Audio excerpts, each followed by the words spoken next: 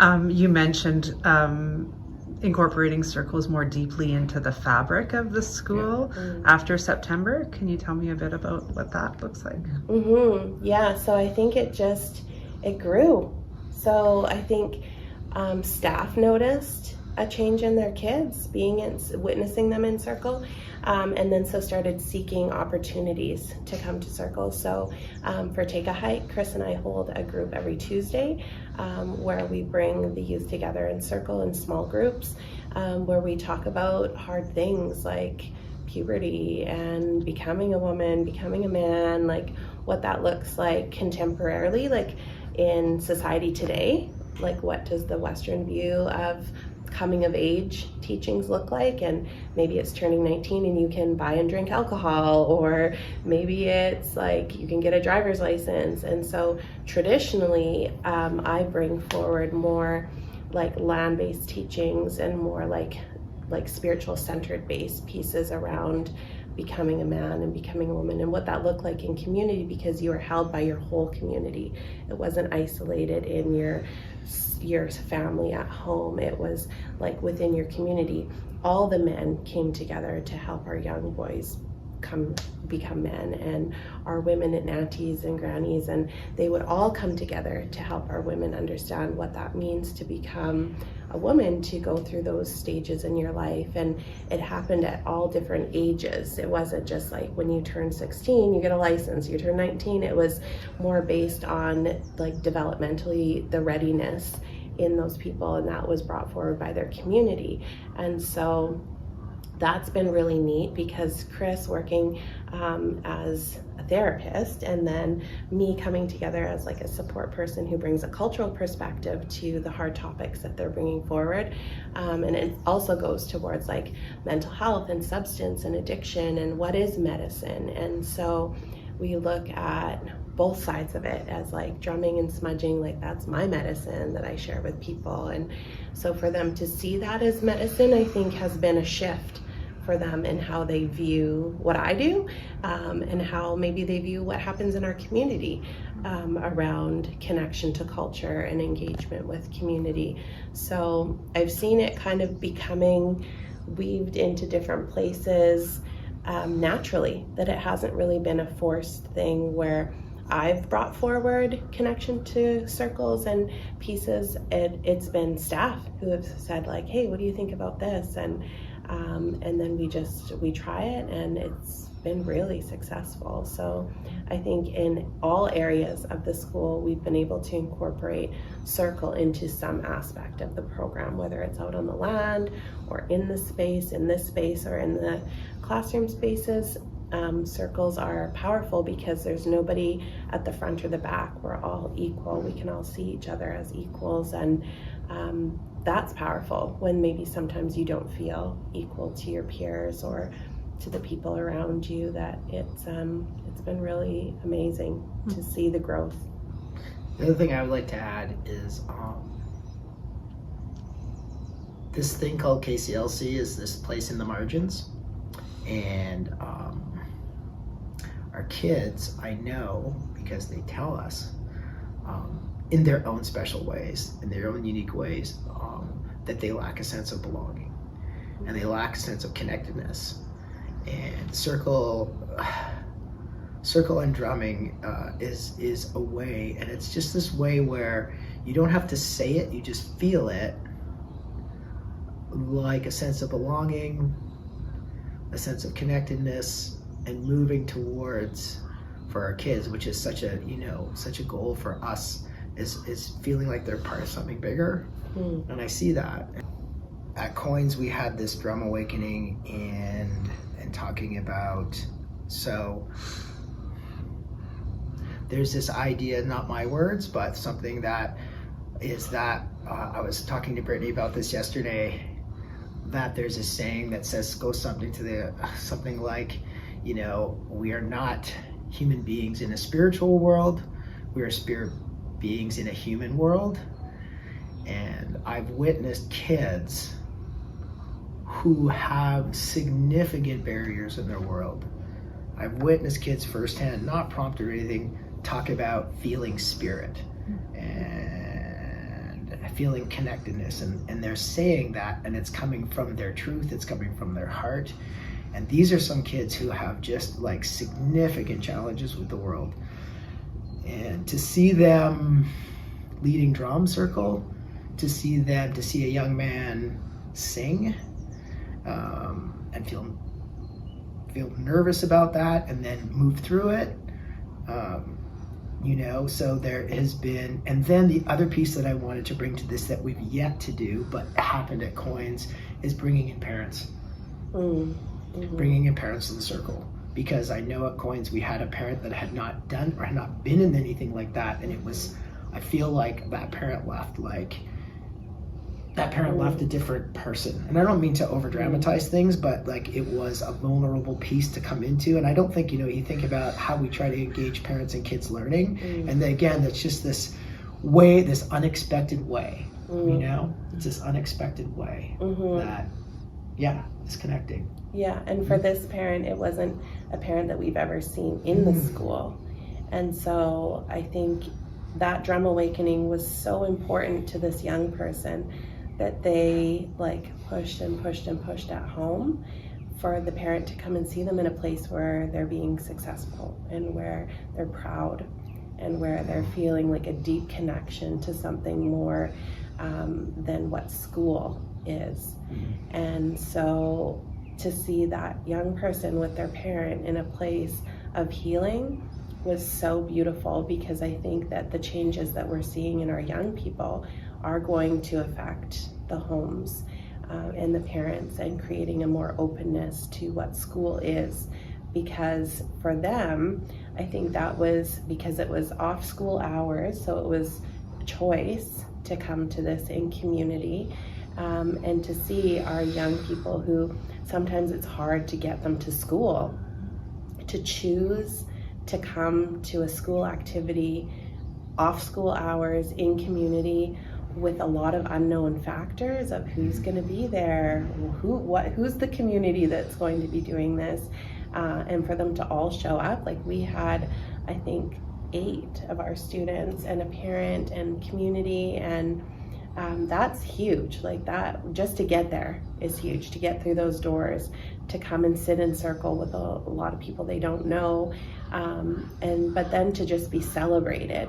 And the community has just responded in such beautiful ways that Daryl was saying that after the drum circle, he's like, that must have went well, because I've had 4 phone calls from community, and one community person actually come physically to the building to say, like, this is amazing to see these kids showing up in these ways. And sometimes there's stereotypes and thoughts around who goes to Kclc and what Kclc is, and all it is it's an alternate setting for learning, and we provide that here. We meet kids where we're at and where they're at, and I think that that's so cool to see the community seeing that, like, wow, they're doing some pretty cool things at that school, and look at these youth coming into places where they may not have been seen or heard before, but now they're like having a voice in community and being present, being engaged, and seeking different medicine, because substance use is very prevalent within all of our youth, not just Kclc, but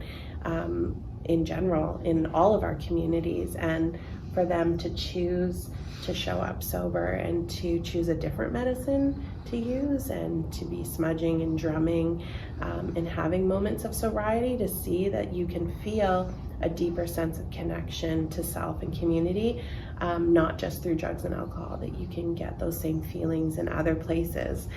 And I think that's cool to see how that they're shifting and thinking about medicine as not just pharmaceuticals, not just self-medicating, but medicating can also be just a feeling that you can have for yourself and who you surround yourself with, and the opportunities that you choose to step into is so cool.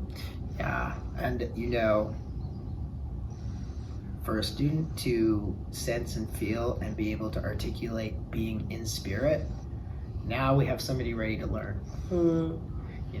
Now we have somebody who's all of those needs, during that time we were able to provide food, we were able to provide all the basics, all of the things we know that a human needs in order to move that brain into a space of learning and all of the vulnerability that comes around with that. So, and I don't know if the other piece that I really was wanting to add, and it's a personal piece, but it's also a professional piece, and it's profound. It was a profound paradigm shift for me, I guess, or profound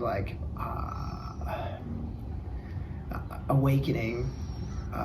I was at a mental health in schools conference, which was a provincial conference a couple of weeks ago. Ministers from the provincial government there. So a lot of people, and we're talking about mental health in schools. And what came up casually in the conversation, which I just super connected to, was somebody in one of the presentations mentioned colonial therapy. And I've never thought of this idea of being in a room with a therapist or a counselor and moving through your things and stuff and being listened to and all of those things, and that therapeutic approach. And that's something that at Kclc we haven't had enough of. And so it's always been a place for me that I've really strongly wanted to advocate for, to support our kids. And I never looked at it from that colonial perspective as this one way. And it's a great way, and there's no judgment passed on it. I'm, one of those people who certainly, participated actively in that work and that personal work. But part of the magic has been that there's this circle, there's this drum, the drum's always available. Don't have to wait for somebody to come in. It's with other people. And so it's legitimizing, it's empathic, it's all of it's physical, it's so many things that it's just this beautiful thing that came in through this different direction into our school community that has made a profound, that is meeting and exceeding this. And again, it's just a better fit. It's not a better fit, it's a different fit in terms of and having staff participating alongside. It's not in a closed room with the drawers, in secret. We don't want to know what's going on in there and stuff like that. And so, it's this thing that's happened that is now, now for me as a principal, and an educator, I don't know, it's something that is now just sort of has to be, it has to, in order for, and it's so good for our staff too. And and so it's something that's just been a significant impact on my personal and professional life. And I'm so deeply grateful for you. Thank you.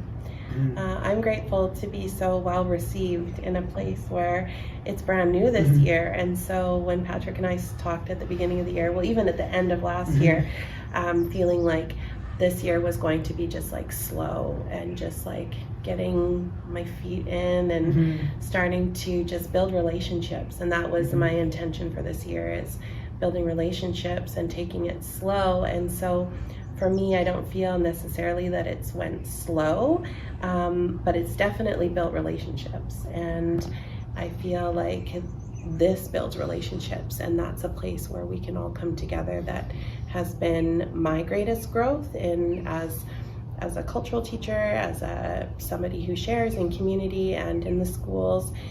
This is where that magic happens, is by coming to Circle as equals and being supported by our elders.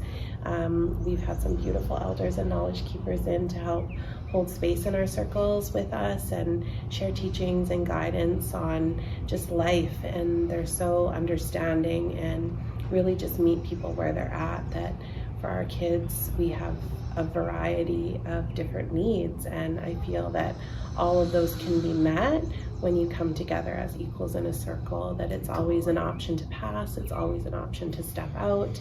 And I think that setting those kind of foundations for what circle work looks like is so important, that kids understand that it's not mandatory. You're not forced into circle. You choose to come to circle. The beautiful thing about circles is there's always room for more. You just step back. You can make it as big or as small as you need, and that kids get familiar with the teachings of circles before just coming into one. And so I liked how Patrick spoke to his kind of teacher approach to circle, like just getting it set and like just doing a thing. And then some kids are like, whoa, what is this? Like, what are we doing here? And so it's learning, and we are all learning, and we're learning together. The kids are learning with us, but taking the time to really normalize circle work is, I think, going to be the foundation for future success of our kids, of just disconnecting and connecting in places where, because it's amazing that we have such a challenging time with like cell phones and devices, and that's hard to compete with. That is, you don't have that instant gratification of like TikTok and Instagrams and all these different things that kids are so into.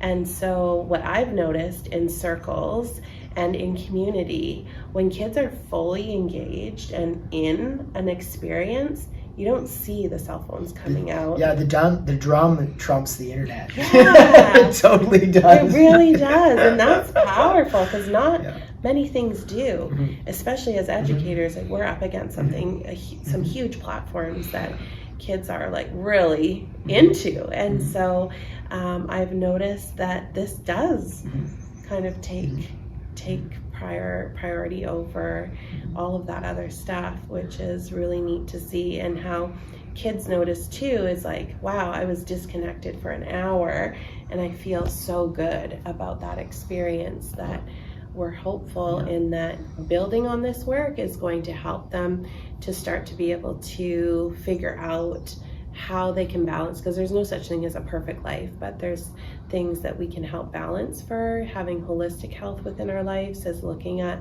our mental, emotional, spiritual, and physical well-beings, is that circle work attends to all of those pieces. And it looks different for each person in that circle, what's being attended to for them. But I think that that's been another big takeaway for kids, is just what that feels like and what it looks like. Because spirit or spirituality, I think it used to have kind of a really sensitive approach to it. And it was really, people were either really guarded or standoffish, or it felt like that needed to be held within a religion, or it was something that only certain people could do or experience. And I think just normalizing that spirit's a feeling, and it's a way that you take care of yourself. Just as important as brushing your teeth or having a shower is making sure you have spiritual connections in your life that are meaningful, and you do them with intention and purpose in your life. I think that has been really big for kids, is seeing that they don't have to be a certain way or think a certain way to have a feeling that helps them and helps ground them. And so that happens through mindfulness, through drumming, through coming together as circles. And that's been just amazing to witness the growth. And like when you talked about spirit and spirituality at the beginning of the year with some of our young people, some of the comments and the thoughts around it were interesting. But now coming 9 months later into a place of where they can articulate sometimes through words, but sometimes they have no words because it's just an inner feeling that they've felt in those moments, and that's theirs, that they can take away with them for the rest of their life. And so they don't always have to have words to articulate the experience that they just had, that sometimes you can just see it in their body language, is how they come in and how they can just settle into the space calm, because for some people calm is not easy. It's so fun to, sorry, I didn't mean to interrupt you. Like, one of the things that I noticed too in circle too, there's this thing that happens that you don't have to facilitate, and that's presence.